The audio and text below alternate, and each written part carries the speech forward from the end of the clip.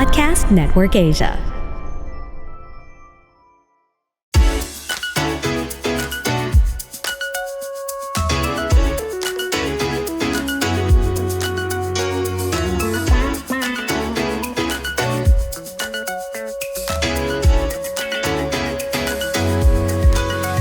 Nahihirapang magpag-socialize sa ibang tao si Samo. Kaya gusto niya na lang mag-work from home. Is that a good idea? Pag-uusapan natin yan. But before that, I want to say hi to our live audience via Zoom. Hey guys! Thank you for joining us this week. Maraming salamat. Thank you. Gusto ko may mga pa-heart sila. Maraming salamat and thank you for supporting us. This is the 10th episode of the Major Podcast with Venus Ra.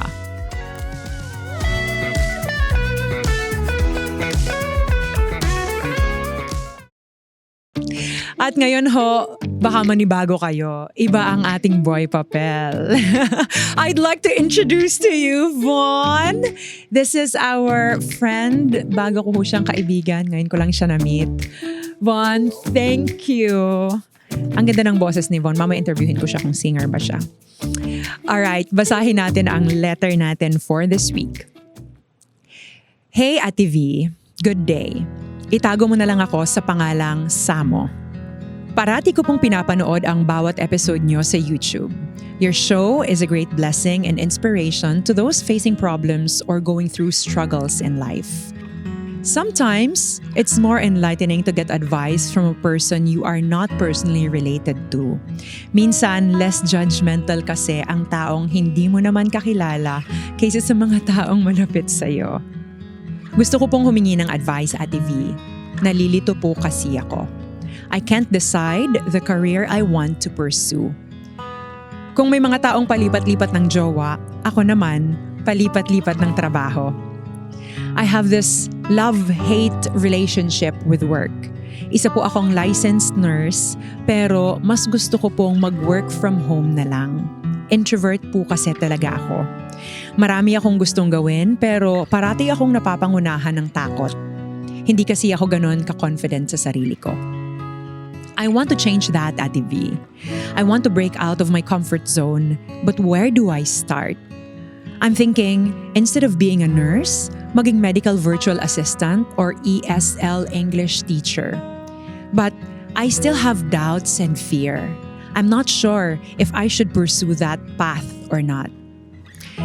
I continually pray to God for wisdom, but I'd like to know your thoughts on this too. Thank you for reading my letter at TV. God bless you and your team. Sincerely, Samo. Samo, thank you again for trusting us with your story. Thank you for sending this letter. And thank you for reaching out to us. Maraming salamat din sa suportang binibigay mo sa podcast na to. We really appreciate your kind words. I personally really appreciate your kind words. So, pag-usapan natin muna siguro, Samo, yung pagiging introvert mo. You said, meron kang introvert problems. You know, that's normal. Tandaan mo yan, Samo. That's normal. May mga tao talagang hindi mahiling makipag-socialize sa ibang tao. And that's okay. Iba-iba tayo ng personality. But the first thing that I want you to remember is this. Being an introvert does not make you less of a person. And being an introvert is not wrong. Hindi siya disability, Samo. It's part of who you are, and you have to embrace that. What makes it unhealthy, though, is when you allow it to hinder your growth as a person and when you allow it to drive you into fear. Doon nagkakaroon ng problema, Samo. Sabi mo, parang gusto mo na lang na mag-work from home dahil nga, sabi mo, dahil sa pagiging introvert mo. But I want to point this out. A remote or virtual work environment will not spare you from human interaction. Kahit work from home pa yan, hindi maiiwasan na makihalubilo ka sa ibang tao. But I understand that the work from home mindset has been ingrained in us because of the COVID-19 pandemic. Who wouldn't want to work from home? 'Di ba? Sino ba naman sa atin ang ayaw magtrabaho? Na nasa bahay lang tayo, minsan kasama pa natin yung mga mahal natin sa buhay, and that also spare us from the hassle of traveling and traffic and all that. So, naintindihan ko yun, Samo. Convenient naman talaga siya. And there's nothing wrong if we will choose that for practical reasons. So, okay lang yun. But, working from home is not an answer to your problem. Okay? Working from home is not an answer to your problem. Even introverts are social beings. Even in a virtual environment, hindi mo matatakas ang makipagkapwa-tao. Totoo yun. And we are relational human beings. Iba-iba tayo ng disenyo. We are created with different personalities. But we are also relational human beings. So, be it you are an introvert or an extrovert, relational human beings pa rin tayo. Sabi mo sa letter mo, Samo, parati kang napapangunahan ng takot kasi hindi ka ganun ka-confident sa sarili mo. I want you to process that. I want you to really think about that. Ano ba ang fears na meron ka? And are those fears reasonable? Or is it the kind of fear na pwede namang ma-overcome paunti-unti? Start with being self-aware. Know the nature of your fears. That's the first step to overcoming your fears. Sometimes, what we fear is fear itself. If you know what I mean, Samo. That uncomfortable feeling that goes with it. Minsan natatakot tayong matakot. Ganon tayo paminsan. Natatakot tayong matakot to the point that it paralyzes us and puts us in a shell. Fear is normal kasi tao tayo. But if we allow fear to define us or restrict us, that's when it needs to change. Mahirap yun. Sabi mo nga, Samo, you'd want to get out of your comfort zone and you want to change your situation. But hopefully, not the easy way. Kasi minsan sa buhay, hindi talaga natin maiiwasan to go through the difficulties of life. Minsan, yung mas mahirap pang ruta, dun pa tayo mas natututo. So, minsan naman yung mga madaling solusyon, hindi siya yung totoong solusyon. So I hope that we will not fear to go through the difficult situation if that means mas marami tayong matututunan sa buhay. So, if you're an introvert, why don't you start with immersing yourself to social exercises? Go out with friends more often or join common interest groups. Sanayin mo yung sarili mo na makipag-socialize sa iba't ibang tao. You might be surprised, Samo, but honestly, I'm also an introvert. Hindi ka siguro maniniwala sa sinasabi ko ngayon, but I am an introvert too. But my nature of work requires me to deal with people. So doon ako natuto na kahit minsan parang feeling ko sobrang drain na ako doon sa nature ng trabaho ko. What I would do, minsan punta lang ako sa isang private space or minsan punta ako ng restroom para lang makahinga ko, para lang parang ma-reset ko yung mind ko, ma-reset ko yung sarili ko, and then lalabas ulit ako to interact with people. So, kaya siyang ma-practice. Lagi kong sinasabi, yung pagiging extrovert ko is acquired because of my nature of work. So, possible pala siya. Possible na may matutunan tayo sa line of work natin at possible din na ma-overcome natin yung fears natin if we are willing to really get out of our comfort zone. At sabi mo kanina, you are willing to get out of your comfort zone. Unti-unti, widen your network, Samo. Later on, ma-realize mo na socializing isn't a chore anymore, but it comes to you naturally. But again, I'm not saying that you should do the extreme. Hindi ko naman sinasabi na, sige, go, you know? Madidrain ka pag ginawa mo yon. Maging mindful ka lang siguro sa social battery mo.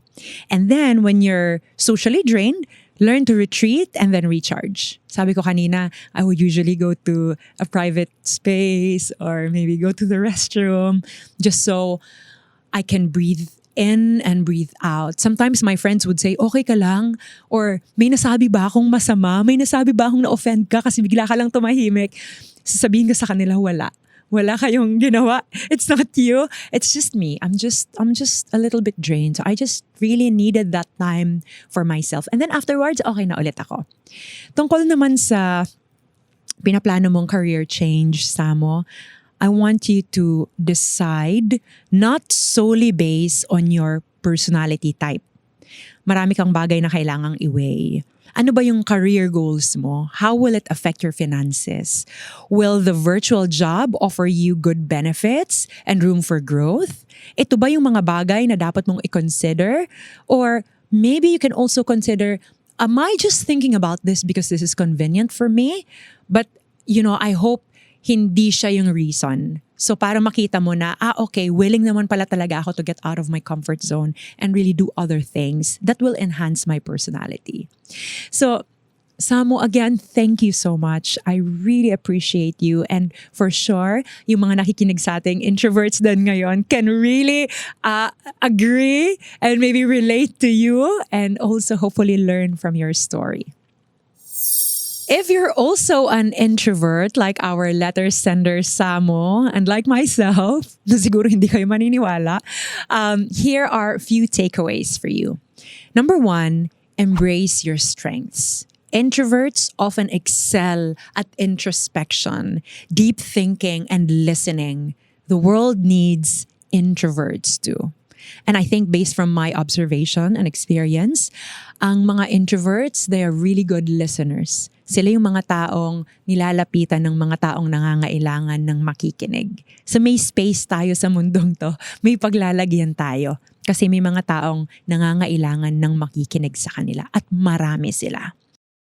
Use these skills to your advantage in various aspects of life, such as problem solving, creativity, and forming meaningful connections with people. Number 2, honor your need for solitude. Recognize that spending time alone is essential for introverts to recharge and regain energy. Create a quiet and peaceful environment where you can retreat and engage in activities that you enjoy, whether it's reading, pursuing a hobby, or simply reflecting on your thoughts. Maraming beses pag ganyan ho yung aking mindset, kape ang kasama ko. Sa pag-iisip-isip at pagmumuni-muni tungkol sa mga bagay-bagay sa buhay. And finally, develop social skills gradually.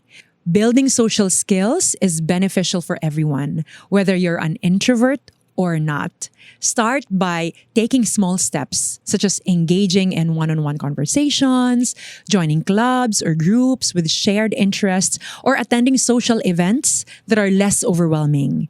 Gradually, challenge yourself to expand your social circle while respecting your boundaries. And before we go, I want to say thank you again to our live audience via Zoom. Guys, hopefully may natutunan din kayo from our letter sender. And hopefully you would also encourage your friends to send their letters to us. I also want to say hi to my mom. Siyempre, dahil kakatapos lang ho ng Mother's Day. Sa lahat ho ng mga nanay na nakikinig sa atin, nanonood sa atin, belated Happy Mother's Day po sa inyo. To my sisters who are also mothers, mga ate Ningning, ate Inday, Nene, ate, Happy Mother's Day. Nika, Happy Mother's Day. Ako sobrang blessed ho ako na binigay ako ng Panginoon sa nanay ko at binigay ang nanay ko sa akin para maging nanay ko. Hindi mapapantayan ang sakripisyo ng mga magulang natin sa pagpapalaki at pag-aaruga sa atin. So to all the mothers out there, Happy Mother's Day po sa inyo. Again, follow us in various streaming platforms and our social media account. Ako si Ate V, always here to listen and to think things through with you. Till the next episode of the Major Podcast with Venus Ra.